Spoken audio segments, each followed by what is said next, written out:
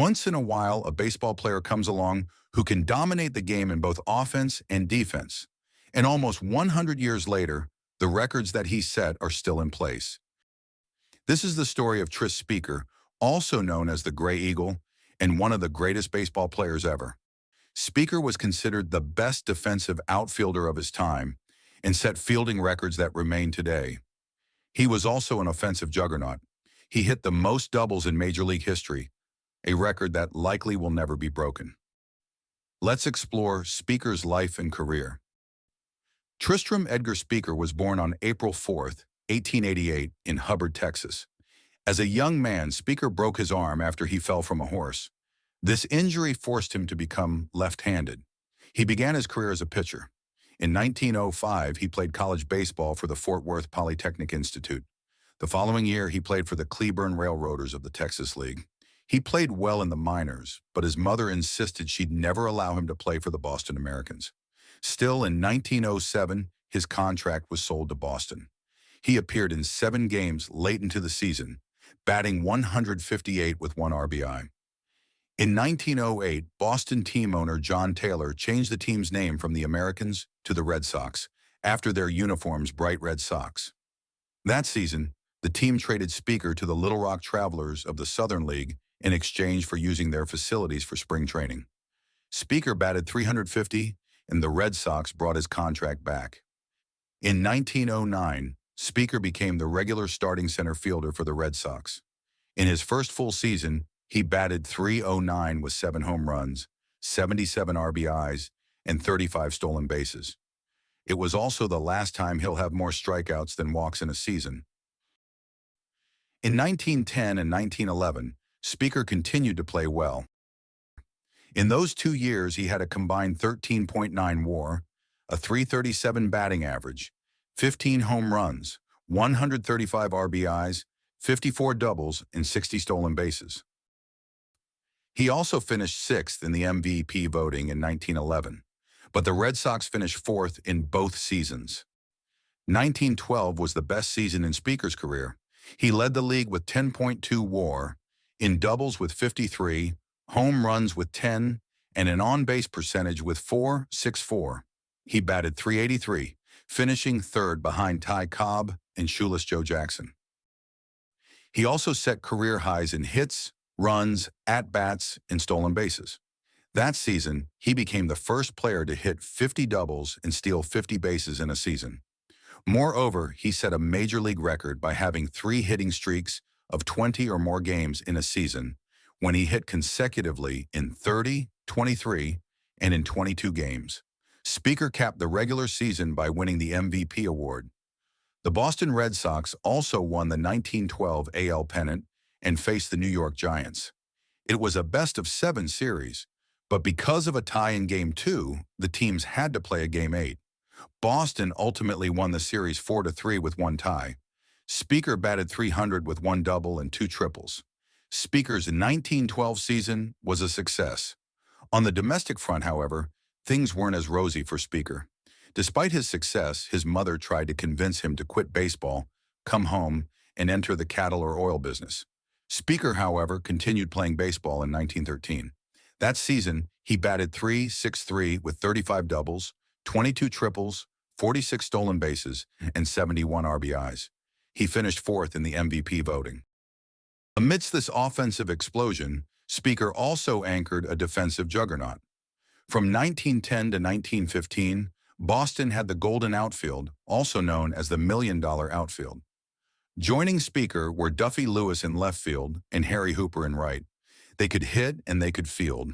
This combination of offense and defense by the trio helped Boston win several World Series championships. Legendary sports writer Grantland Rice described it as the greatest defensive outfield in history, and Speaker was the biggest defensive star. Speaker was so fast that, unlike today's center fielders, Speaker could stand very close to second base and still catch the ball in the outfield. He could effectively act as a 5th infielder.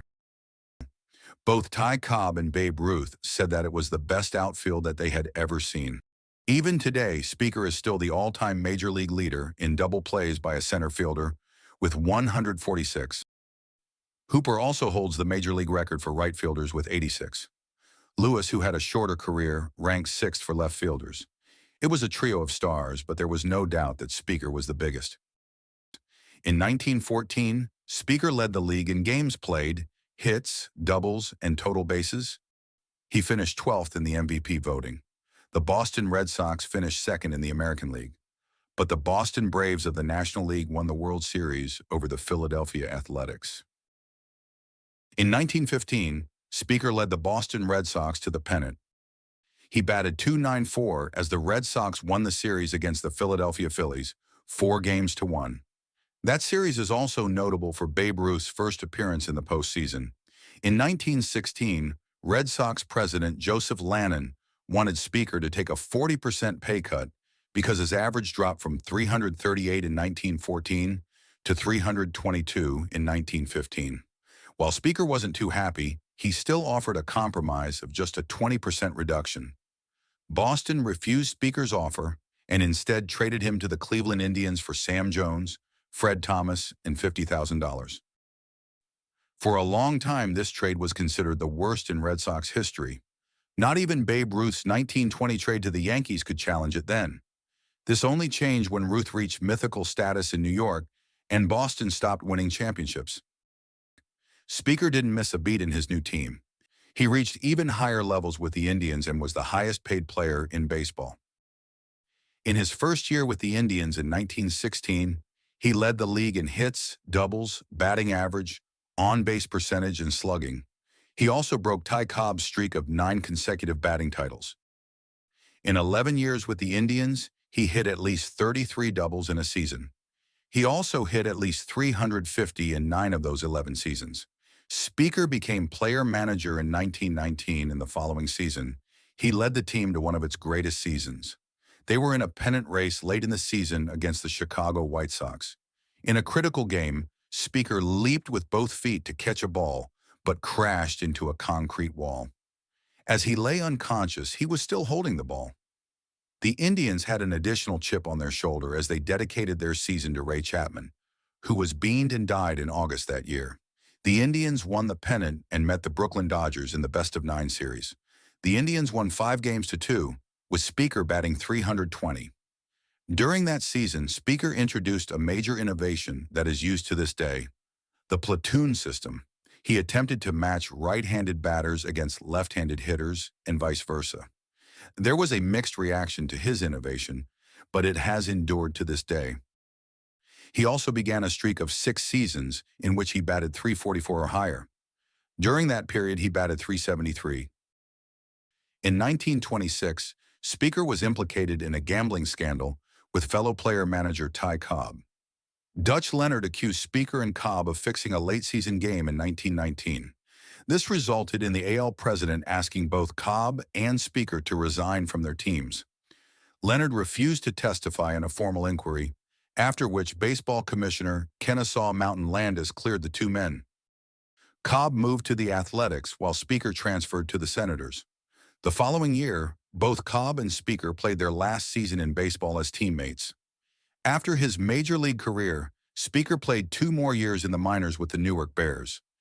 In 1933, he became part owner and manager of the Kansas City Blues. Speaker retired with a still major league record of 792 doubles. He also had a 134.9 WAR, a .345 batting average, 3,514 hits, 117 home runs, 1,882 runs, 222 triples, and 436 stolen bases. He led the league in doubles 8 times, in WAR 3 times, and in hits twice. He also won 3 World Series championships, 2 as a player and a 3rd as player-manager. When he retired, he was considered the greatest defensive outfielder of all time. Since then, however, the lack of highlight videos of Speaker's performance has relegated him to the background as other players have emerged. However, numbers don't lie, and Speaker still holds several major league records in defense. He is the all-time leader in career assists as a center fielder with 448. Among players who debuted in 1950 onwards, Willie Mays is tops with 188. Speaker also holds a single-season record with 35, which he accomplished twice. No one has even reached 20 since 1950, which probably makes Speaker's season record unbreakable. Speaker also holds the AL record for most putouts by a center fielder with 6,757. In 1937, Speaker was inducted into the Hall of Fame, where he led the second batch of inductees. Speaker died on December 8, 1958. He was 70. Thank you for watching. Where would you rank Speaker in the list of the greatest center fielders of all time? Share your thoughts in the comments below. Please consider liking and subscribing. It helps immensely.